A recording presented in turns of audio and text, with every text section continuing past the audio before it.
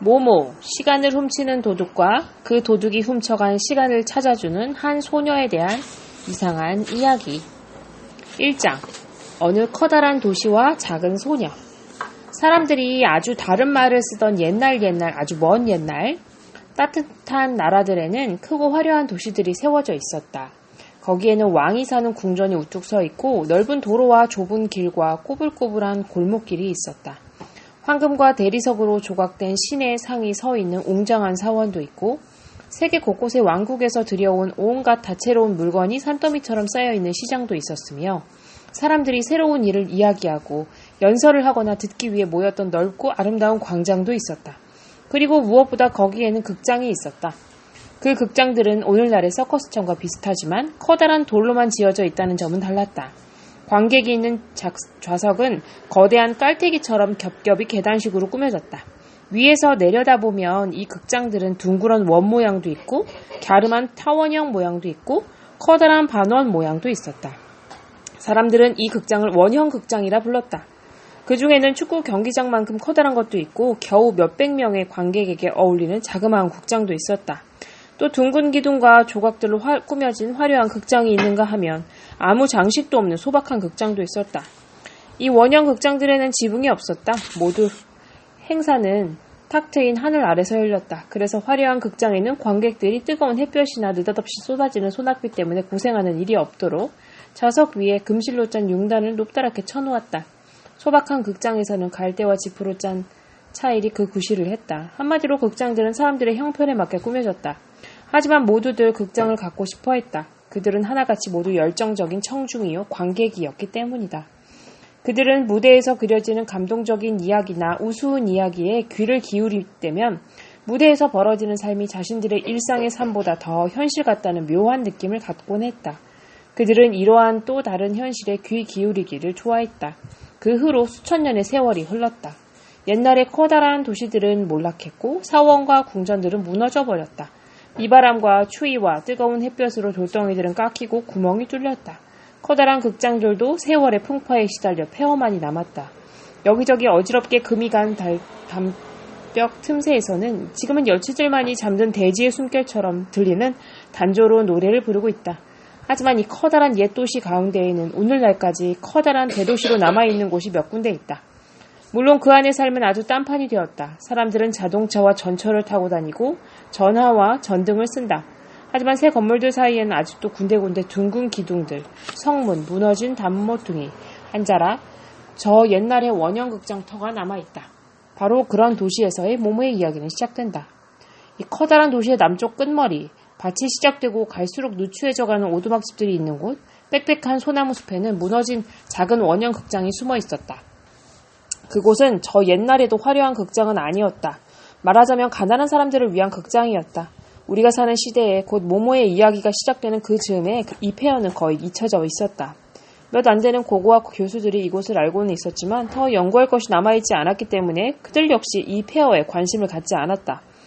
게다가 그곳은 그 대도시에 있는 다른 유적지와 견줄 만한 대단한 유적지도 못 되었다. 그래서 어쩌다 관광객 몇 사람이 길을 잘못 들어 그곳에 와서는 잡초가 무성한 좌석들 사이를 오르내리고 소란을 떨다가 기념사진을 찍고 다시 가버리는 것이 고작이었다. 그러고 나면 이 원형 석조 극장터에는 다시 고요함이 깃들이고 여치들은 잠시 중단했던 똑같은 음의 끝없는 노래를 계속하는 것이었다. 이 묘한 원형 극장터를 알고 있는 사람은 가까운 이웃마을 사람들 뿐이었다. 그들은 이곳에 염소를 풀어놓아 풀을 뜯겼고 아이들은 가운데 둥근 마당에서 공놀이를 했다. 밤이 되면 간혹 사랑하는 연인들이 찾아오기도 했다.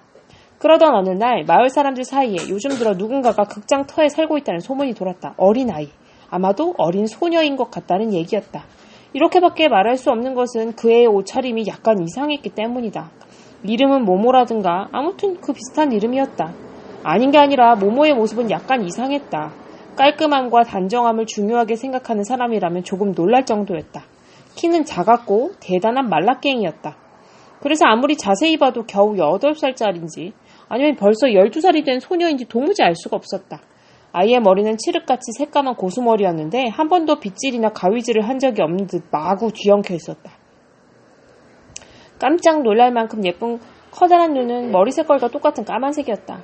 거의 언제나 맨발로 돌아다녀서 발역시 새까맸다.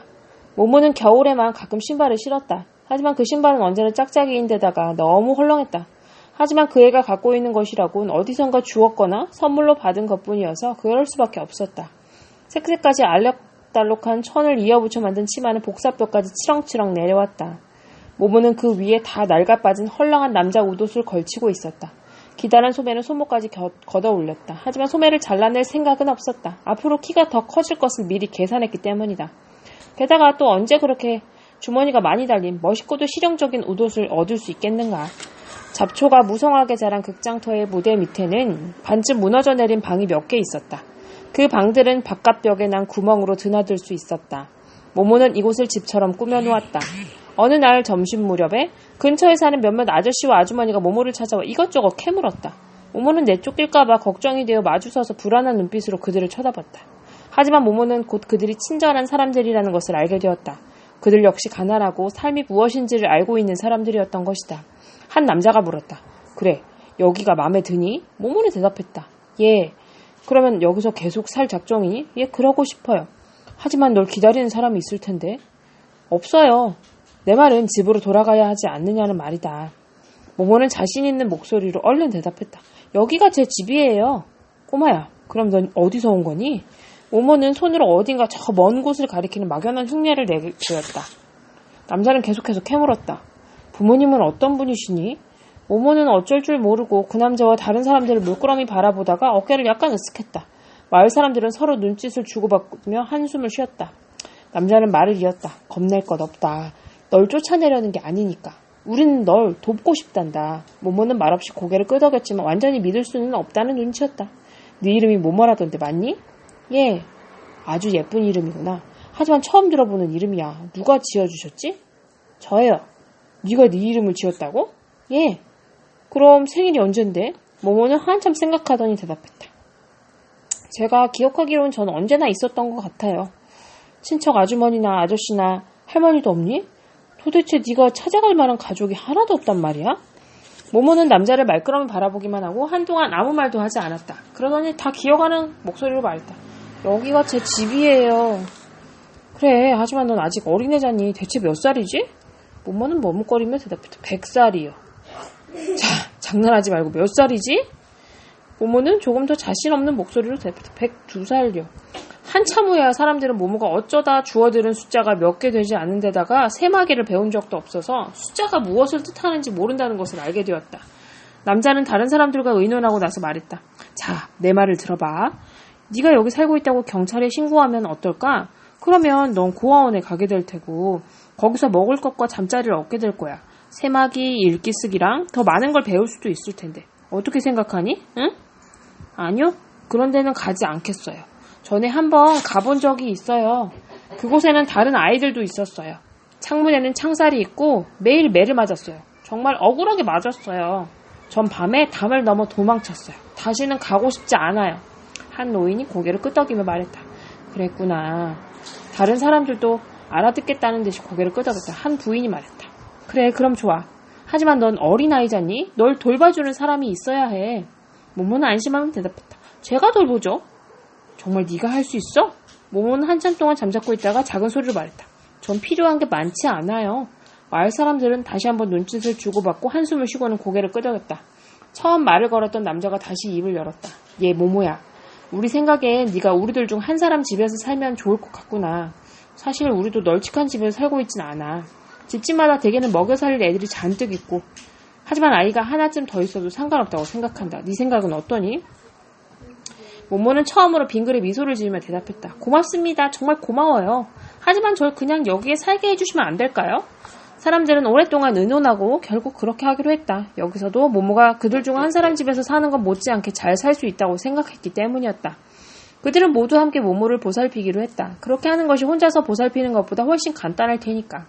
그들은 당장에 일을 시작해서 모모가 살고 있는 반쯤 허물어진 집을 깨끗이 치우고 정성껏 수리했다. 모모를 찾아온 마을 사람 중에는 미장이도 있었다. 미장이는 돌로 조그만 난로를 지어주고 그 위에 녹슨 연통까지 달아주었다. 나이든 목수 할아버지는 널빤지 몇 장을 모아와서 조그만 책상 하나와 의자 2개를 만들어주었다. 부인들은 낡았지만 멋진 소용돌이 장식이 달린 쇠침대와 조금 찢어진 매트리스 1개, 담요 2장을 갖고 왔다. 이렇게 해서 허물어진 극장터 무대 밑에 바위 구멍은 아늑하고 작은 방으로 꾸며졌다. 예술적 재능이 뛰어난 미장인은 마지막으로 벽에다 예쁜 꽃그림을 그린 다음 액자와 그림을 거는 못까지 그려주었다. 마을 아이들은 모모를 위해 일부러 남긴 음식을 들고 찾아왔다. 어떤 아이는 치즈 한 조각을, 어떤 아이는 작은 빵 조각을, 또 다른 아이는 과일을. 마을에는 아이들이 아주 많았고 그날 밤엔 정말 많은 아이들이 몰려왔기 때문에 원형극장에서 모두 함께 모모의 입주를 축하하는 조촐하지만 멋진 파티를 열 수 있었다. 그것은 가난한 사람만이 그 멋을 느낄 수 있는 즐거운 파티였다. 꼬마 모모와 이웃 마을 사람들의 친분은 그렇게 시작되었다.